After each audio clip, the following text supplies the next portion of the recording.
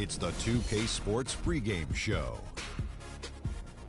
Welcome to 2K Sports, everybody. Thanks for joining us. Ernie Johnson, Shaquille O'Neal, and Kenny the Jet Smith. We're bringing you the Houston Rockets out at Toyota Center as they face off against the Indiana Pacers. For Indiana, they haven't competed at the level they'd like over the last week or so. Just one win in 5 games. And an extra minute here. Shaq, one of the most exciting moves to watch in basketball, a slashing drive to the rim. Who would you say are the league's best slashers? I'm going to be quick because I'm not really a guard. I know Kenny probably has a couple things to say. Let me go with Russell Westbrook, freak athlete, attack mentally. Monte Ellis, elite quickness, terrific touch around the rim. James Harden, strength, aggressive, ability to draw contact. Tyreek Evans, that's his whole game. Wow. I thought you weren't going to – how'd you come up that quickly with those guys? Because I'm trying to give you time to talk, baby. Man, so I'm going to slow it down. I would.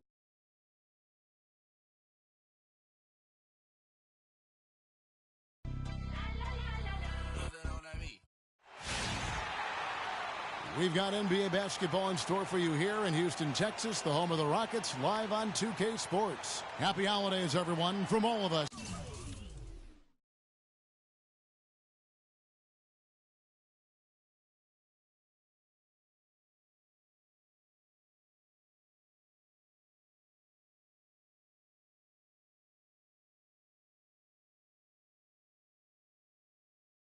At 2K Sports. And do we have a present for you today? This is Kevin Harlan to call the game with our analysts Clark Kellogg and Greg Anthony. This game in Houston marks the start of a homestand for the Rockets. These guys are hot, no doubt about it, continuing to put up win after win. Well, there's no place like home, Kevin. It's always nice to be in familiar surroundings around those that cheer for you, your family and friends. And home is home. There's no place like it. Yeah, how about just sleeping in your own bed? You're not flying from city to city, getting in at 3 in the morning and after playing a tough game. So just a lot of advantages in terms of that familiarity when you are home. Let's check out Indiana's starting lineup. Scott is out there with Paul George. Then there's Hill. Then it's Ellis. 5 on the clock. Mirotic, a screen on George. Maxwell. It's rebounded by Indiana. They come into this one following a loss to the Thunder. Yeah, I had the chills watching that. It really was a nightmare defensively for them when you go into that building and get punished by some very hot shooting. They didn't challenge the shooters. They didn't defend the shooters like they should have. And once the fans got into it and the arena started ramping up and cranking up, it was over. And so here is Houston. Paul George unable to get his shot to go. And the basket by Maxwell. Just over a minute and a half played here in this one. Well, Doris, an interesting game. Moments ago, you had a chance to talk with head coach Frank Vogel. What do you have to say? Yes, Kevin. He told me their game plan offensively today is relatively simple.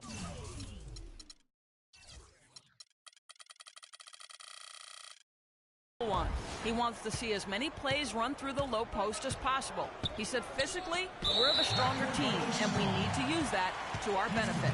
Guys? Thank you, Doris.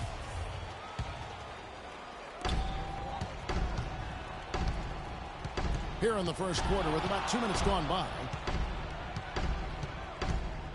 Move the ball. Stick it too much. To the inside. Mirotic dishes to Zeller. And Harris wide open. He shoots. Drains it from beyond the arc. Harris has got himself going there. His first points of the game on the deep ball. And George kicks to Hill. That falls. Nice feed that time from George. And how about that, responding to the three-pointer against them with a quick one of their own. Terrific little tay-to-tay going on right now. Back and forth. Here we go. Here's Maxwell. This game an incredible scoring display for him. Everything going according to the script for them offensively so far. Clark, shots be falling. That's for sure. They're scoring with a tremendous amount of confidence. You went straight playground old school there, partner. And the basket by Hill. Beautiful finger roll to cap that drive off. He knows how to finish with some flair and flavor, guys. Hill against Maxwell. Mirotic the screen. Up off the screen. Oh, wow. It's a beautiful jam. And what a beautiful way to polish off that sequence. Just strong at attacking the rim. That just puts a little more momentum on their side, don't you think? Absolutely. The defense got to tighten up now. I mean, you can't have the opposing point guard throwing down on you like that.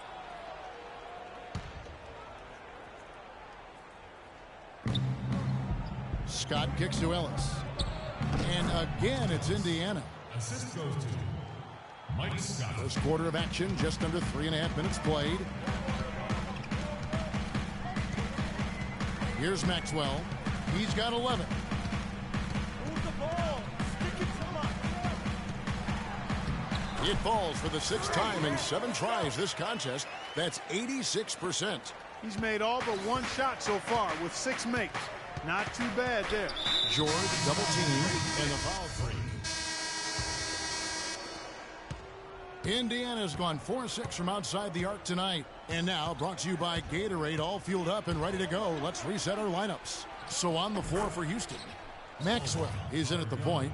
Mozgov is out there with Jones. Then there's Tobias Harris. And it's Harden in at the 2. And here's Maxwell for 3. Rebounded by Ellis. Pacers leading by 3. He dishes it to Hill. No good from 11 feet. Houston's gone 3 of 7 tonight from 3-point territory. Picked by Mozgov. Here's Maxwell. Picked by Mozgov. 5 to shoot. Can't get it to go. Nice D from Scott. Well, he won't miss many of those, especially with the defender not in the best of positions there. Ellis can't get it to go. Last game for Houston, they picked up the win against New York. Yeah, the confidence just exuding in that performance on the offensive end. I mean, really... And really, he epitomizes what a point guard should be. I mean, his skills as a passer might actually be matched by that creativity he shows around the rim. Well, judging by that jam, Greg, I'd say you're absolutely. Here, 2. Blake's checked in. And it's the Pacers with the ball. They've only given up 6 here in this quarter. This, of course, their first opportunity to play Houston this season. And in their 2 matchups last season, they came up empty both times. Not really too shocking when you see how they fared overall. Exactly. I mean, when you lose as much as they did last year, you'll get beat by teams that aren't playoff powers for sure. Maxwell's shot is no good. You know, he's been off his game this quarter just a bit. Hasn't been able to get a whole lot to go so far. That's good. And that's now 6 points for Monte Ellis. Wow, got that one off right in the face of the big fella. Nice quick fire release. Yeah, and the mid-range shot really the only option in that situation. Sometimes when you're facing a bigger guy, you can't get it all the way to the rim. Here's Maxwell, and he jams it with authority. And, you know, that's an example of how many plays we have in a game for which there's no stat. A monster dunk coming off just a terrific pick play. Greg, you're right. It really did work to perfection. Gave him all the room he needed for the flush. Boy, that's a sound physical play. I mean, can't be afraid to put a shoulder into somebody every once in a while. It's a contact sport, folks. And foul called as he misses. He'll go to the line and shoot 2. Here's the 2K leaderboard. These teams have been fantastic from 3-point land in the last 10. 5th best, the Rockets. The main factor, I think, is the great spacing. That has led to wide-open, long-range shots, and that's why we see the great numbers from the 3. And so he's able to get 1 of 2.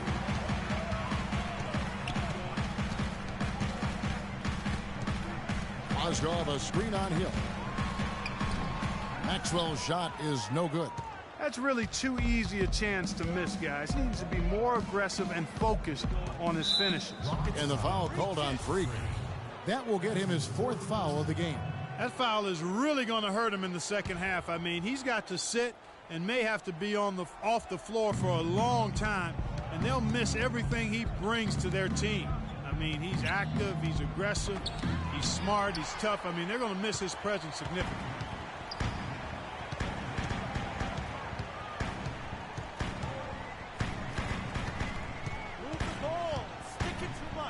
They set the screen, off the screen, and power down the jam.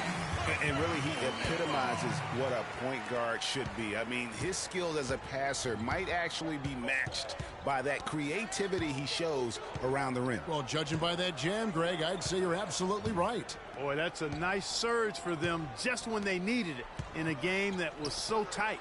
Scott. Indiana again missing. Rockets trail by 3. Here's Maxwell. 19 points in the game. Picked by Mozgov. And the layup's good off the glass. Mozgov's got 4 points this quarter. That's the 10th straight point they've given up in the paint. And, you know, it doesn't matter how good your defense is on the perimeter if you're going to allow easy ones inside like that. And look at how the hustle game has been going for the Rockets. They've come out in attack mode on the defensive end. They've applied pressure and forcing turnovers. You know, another thing they've done well, guys, this first half is challenge shooters and change shots.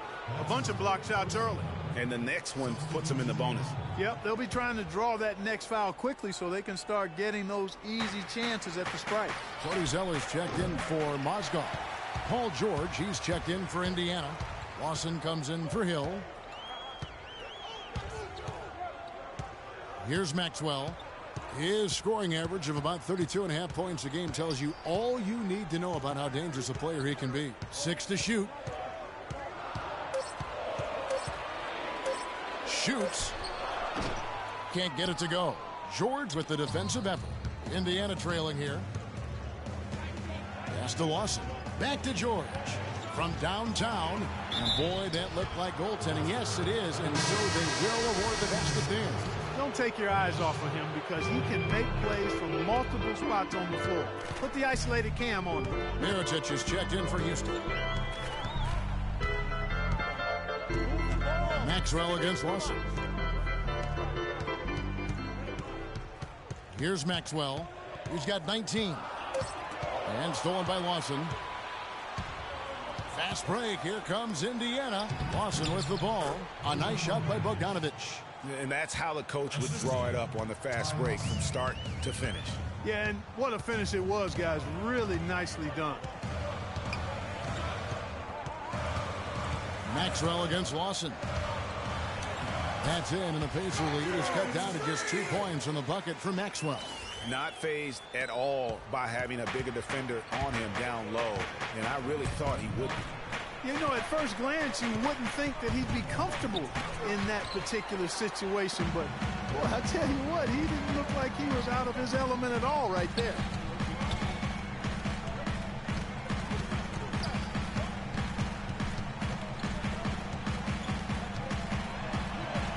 The shot misses, and Indiana will go the other way with it. Their next game, playing at home, is the Nets coming to town. And that's the first game in a string of 3 straight at home.